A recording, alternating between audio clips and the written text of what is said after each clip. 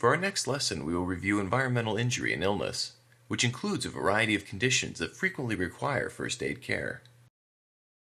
Insect bites and stings are a common and often annoying occurrence. Be alert in any signs or symptoms or severe allergic reactions, as this must prompt immediate 911 notification. Remove the bee stingers if visible by scraping it away. Wash the area with cold water and apply ice. Stay with the person for at least 30 minutes, as some allergic reactions can be delayed in onset. Signs and symptoms of a severe reaction include nausea, vomiting, severe pain at sight, abdominal pain, difficulty breathing, muscle rigidity, headache, and decreased responsiveness. A black widow spider bite is known to cause severe abdominal pain in children that can mimic appendicitis. Ticks carry a variety of diseases, and one must be vigilant for signs and symptoms for up to 1 month after exposure. Signs of a tick-borne illness include fever, headache, joint pain, and skin rash. To detach the tick, grasp it by the head with tweezers and pull it straight out. Be sure to clean the area with soap or alcohol. Other animal bites, such as raccoon, bat, skunk, fox, or coyote bites, carry the highest risk of rabies. Always be sure the scene is safe when giving first aid to any animal bite victim. Contact the emergency response system, as an animal control officer may be able to capture the animal and determine the risk of rabies.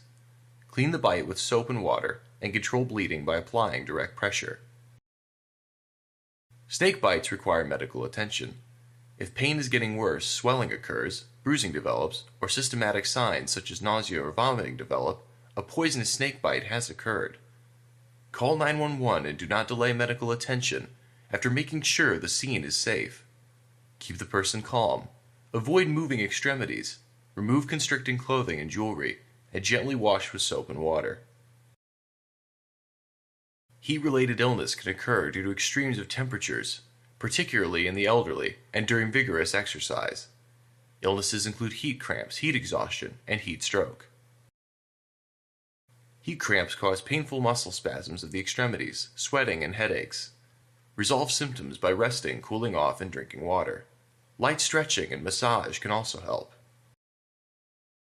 Heat exhaustion is more serious, and signs include dizziness, vomiting, muscle cramps, fatigue, increased sweating, and lightheadedness.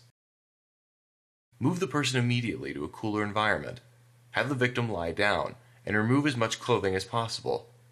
Spray with cool water or use a wet cloth and a fan if available, and encourage them to drink water or a sports drink. Heat stroke is life-threatening, and immediate action is required. Signs and symptoms of a heat stroke include confusion, loss of consciousness, dizziness, muscle cramps, vomiting, and seizures. Call 911 immediately. Take the following actions when treating a victim with heat stroke. Assess the scene safety, wear protective equipment, and obtain a first aid kit and AED. Use a spray bottle with cold water and fan if available.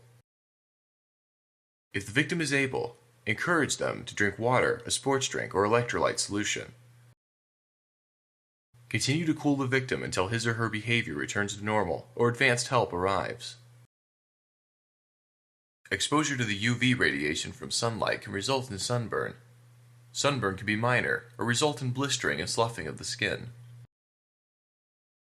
Avoidance of additional sun exposure is key.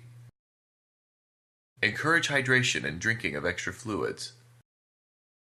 Topical aloe vera can provide symptomatic relief. If not allergic, ibuprofen can also alleviate some discomfort. Exposure to the cold can result in frostbite and is most common in extremities such as fingers, ears, nose, and toes. Wind chill increases the risk of frostbite. In severe frostbite cases, ice crystals form in tissues and destroy cells, causing permanent damage. The skin will appear waxy and white or yellow-gray. The area will be cold and numb and may feel like a block of wood. The tissue will be firm and will not move or compress easily when squeezed. Take the following actions to provide first aid for frostbite. Get the person to a warm place. Call 911 immediately.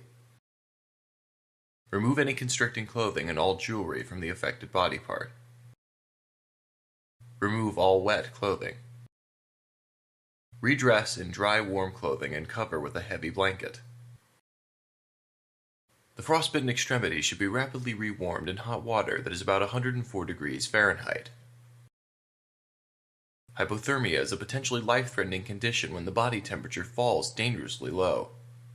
Hypothermia can develop even in non-freezing temperatures. Signs and symptoms include behavior change, paradoxical undressing, shivering, muscle stiffness, cold skin, and decreased respiratory effort. Rapid action is required to care for a hypothermia victim. Call 911 immediately and perform the following actions. Remove the person from the cold and get them into a warm environment. Remove any wet clothing and dry the person. Redress in dry, warm clothing and cover with a blanket.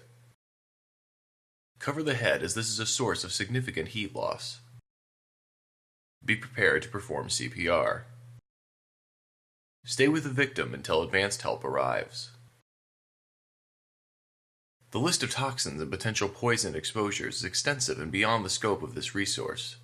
Some basic concepts will be presented here that are universally applicable for first aid providers. A material safety data sheet is required to be available where chemicals are in use in businesses and institutions. The sheets provide information about the composition of various chemicals and is useful when contacting poison control. Follow these actions when caring for a victim with poison exposure.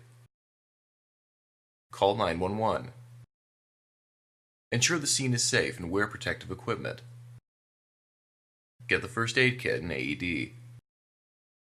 Tell the dispatcher the chemicals involved if possible. Remove the victim from the toxin or poison if possible. Remove saturated clothing. Follow any recommendations from the 911 dispatcher or MSDS sheet. Stay with the victims until advanced help arrives. If CPR is required, ensure a mask is used if possible. That concludes the environmental injuries lesson.